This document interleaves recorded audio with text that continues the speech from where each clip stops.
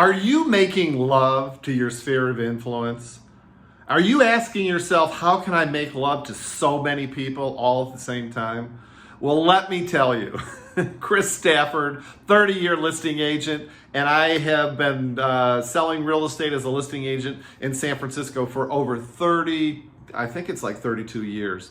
And I want to tell you how you can make love to everybody in your sphere of influence all at once. But first, stick around to the end of the video so I can tell you how to get a copy of my free book, Massive Abundance: How to Create Passion, Purpose, and Prosperity in Your Life. But getting to your sphere of influence, when I use the euphemism of making love, it's really your touch points. Working your sphere of influence is a foundation. It is the foundation of any marketing in your listing business. If you're not doing this, then you're really losing a lot of money. You're leaving a lot of money on the table. After 32 plus years that I've been in the business, 70% of my business probably comes from, I think the last time I checked, 70% of my business comes from my sphere of influence, my SOI. And it's just, if you're not calling them, and it blows my mind, then you're just really doing a huge disservice to yourself. I have coaching clients that are actually killing it in other marketing strategies. I'm talking about door knocking, calling expired listings, cold calling, Facebook ads. I mean, they're just killing it and doing really well. But they're afraid to call their sphere of influence, and I just can't understand it. And I think this is something that's really important to note. To develop a strategy to reach out to everybody that you know. Your sphere of influence is everybody that you know in your life. I'm not just talking about past clients. I'm talking about friends, family, past clients, vendors, professional people that can give you referrals. And that's going to be the subject of a whole nother video on how you can build your SOI. But reaching out to your existing SOI is key. What I do personally with my SOI, I think I have probably close to 4,000 people in my database, and these are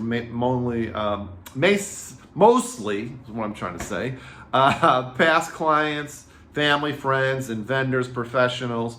And what I do is a couple things. One, I tag each one individually as to whether or not they're a past client, a potential referral source, a family member, friend. You get the idea.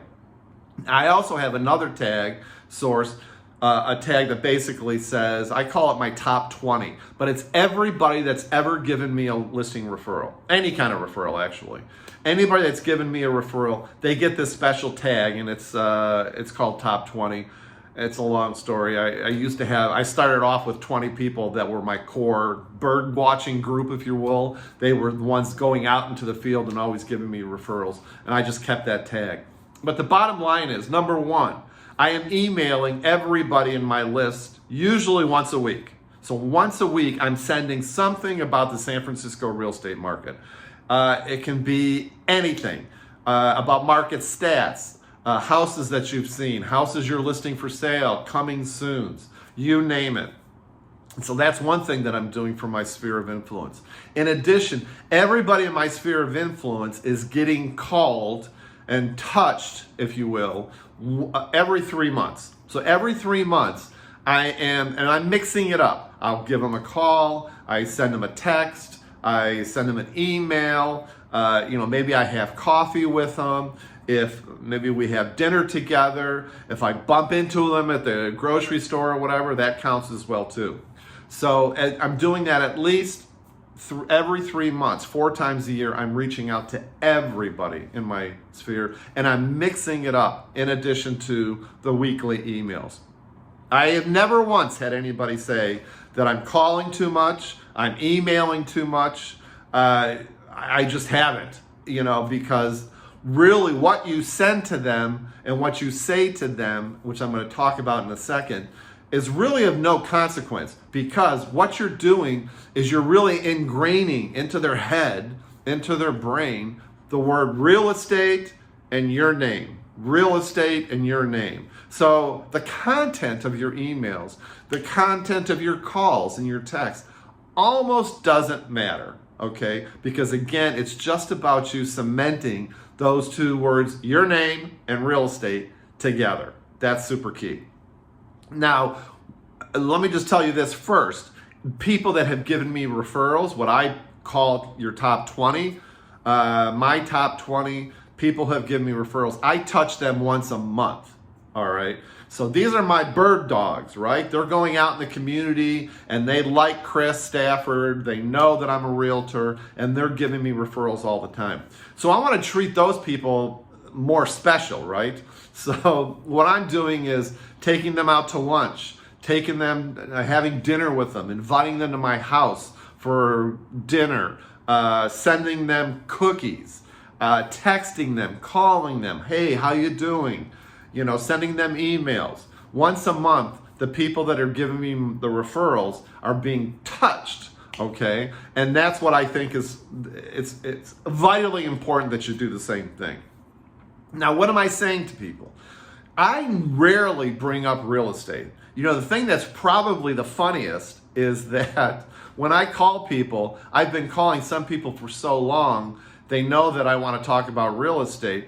And sometimes I pick up the phone and they say, oh, hey, Chris, how you doing? It's great to hear from you. And I don't have any referrals for you.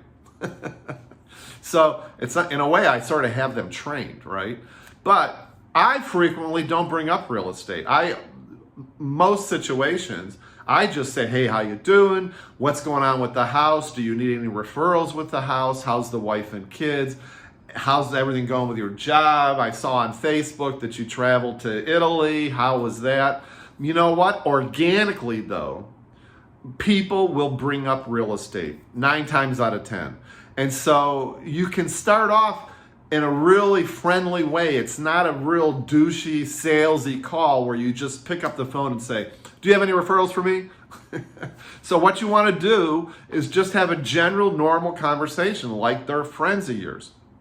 And then the best part is, like I said, it turns into a conversation about real estate because they always typically ask, how's real estate? And you know, one of my canned responses that I tell everybody to use, and this is what I say when they say, how's real estate? I say, you know, the real estate market in San Francisco is so crazy right now because, listen to this, because we need more motivated sellers. So if you know anybody that might be even thinking about selling, please let me know.